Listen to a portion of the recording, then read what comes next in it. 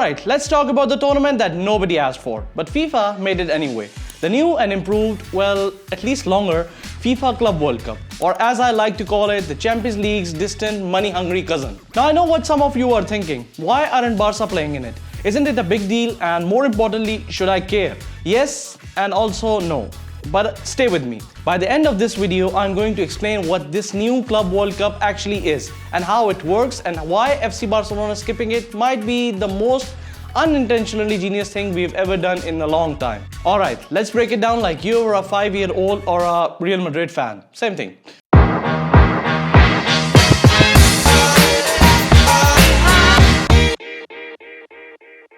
So, the original Club World Cup was pretty straightforward.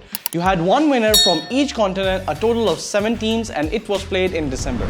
Most people didn't care about it unless you were from Brazil, Mexico, or your team was playing in it. But now, FIFA decided to crank it up. They made it bigger, longer, and obviously more profitable. Because nowadays, football isn't really about football anymore, is it? It is about revenue, broadcasting rights, and how many more tournaments can you squeeze into an already packed calendar. FIFA basically said, you know what we need? Another World Cup, but with clubs this time. So let me explain what this beast of a tournament looks like. First off, it's called the FIFA Club World Cup 2025.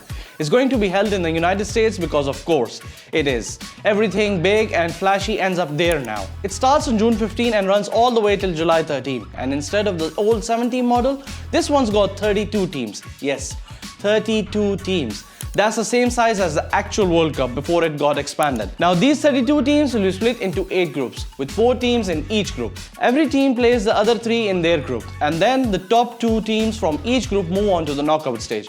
From that point on, it's win or go home. No third place matches, no group of death excuses, just pure elimination football. So yeah, it's basically the World Cup format, but instead of Argentina playing Germany, you've got Chelsea playing Al Ahly.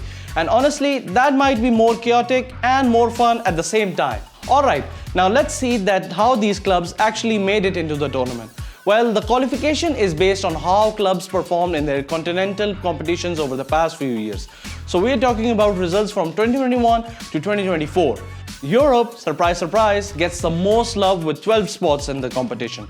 South America gets 6, Asia, Africa and North America each get 4, Oceania only gets 1, and there is 1 additional spot given to the host country, which means a US based clubs get to play as well. For UEFA teams, qualification was all about Champions League performance.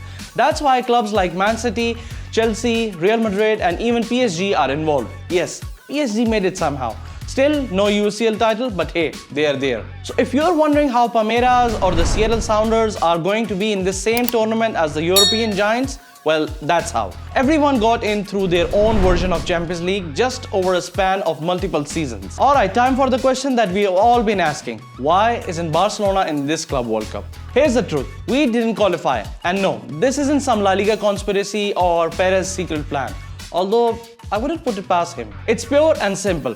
FIFA selected teams on how well they did in Champions League from 2021 to 2024. And unfortunately, our Champions League record during that tune, let's just say, wasn't vintage Barcelona. We didn't reach a single quarterfinal during this time, not even one. In fact, for 2 of those seasons, we didn't even make it out of the group stage. We were out there doing Europa League tours while the other clubs were planning trips to Istanbul and Paris. So yeah, we didn't earn our ticket. Painful, but fair. So Barcelona not being in Club World Cup might be a disaster, right? Actually no, it might be one of the best things that could have happened to us. Let me explain. While Real Madrid are out there booking flights, playing football in 40-degree American heat and smashing up their pre-season to chase a shiny summer trophy, Barca gets a full uninterrupted summer break. Now that's not a step forward, that's a well-needed pause from the season. And this is important because Flick, now entering his 2nd season, doesn't need to get to know his squad anymore. He already knows who fits, who flops, and who's wasting precious bench space. This summer isn't about discovery, it's all about refinement. While other clubs will be juggling schedules, our players can actually focus on tactical upgrades, physical recovery, and working on chemistry, not juggling training sessions between long-haul flights and press conferences in hotel lobbies. Because let's not act that this past season was easy on our squad. You had key players like Gavi recovering from serious injuries, Pedri once again managing fitness like he's walking on glass, and young talents like Yamal and Kubarsi putting in 50+ appearances before even turning 18. Even Flick said multiple times last season that one of the biggest issues was player overload. Too many matches, not enough rest. The Club World Cup would have made that even worse. We're talking about long travels, unfamiliar conditions, and matches that could go deep into July. So yeah, we're not in it, but that might actually protect the squad from burnout and make sure we're fresh when the real competition comes back. Here's what makes this even better. Flick now gets a rare luxury in modern football, an actual off-season, to sharpen what he started, not rebuild from scratch, not survive chaos, but level up a foundation that's already been built. Because this is going to be Barca 2.0 under Flick.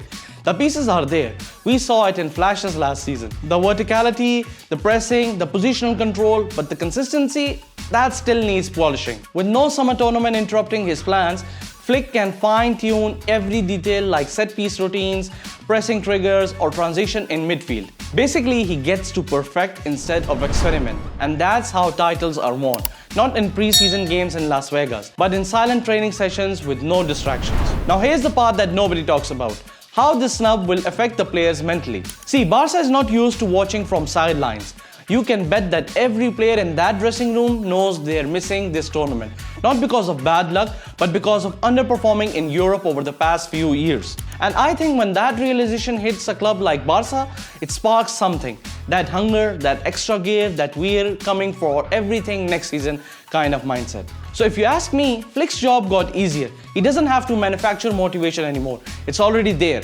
They know they've been left out. Now they'll want to make sure that this never happens again. Now if we combine that fire with rest and tactical clarity, next season could be dangerous for everyone else in the Euro. Let's be honest, this Club World Cup sounds cooler than it actually is. Most fans don't even know which team qualified.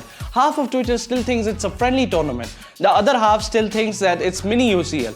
And the players, they're probably still asking, wait, we have to play this too? And as for the football itself, yeah, it might be fun seeing City versus Palmeiras or Madrid versus Al Hilal, but don't pretend like this carries the emotional weight of a Champions League night at Camp Nou. So honestly, I think we're not missing out on much. At least nothing we can't aim for in the future when we are ready. So yeah, we're not in the 2025 Club World Cup. And you know what? That might be the best thing for us. It means no summer injuries, no burnout, no fake silverware hype, just rest, recovery, and real football planning. Flick has the team, the tools, and now finally the time. Not to build from the scratch, but to elevate what's already working. And if this team hits their stride in the way we all think they can, let's say that the next Champions League, that's a real world title we want anyways. So if you have made it till the end, like the video, subscribe if you're new, and drop your thoughts in the comments below and let me know that will you even watch the Club World Cup, or are you more hyped to see what Barca 2.0 under Flick does next? Visca el Barça and Visca Catalonia.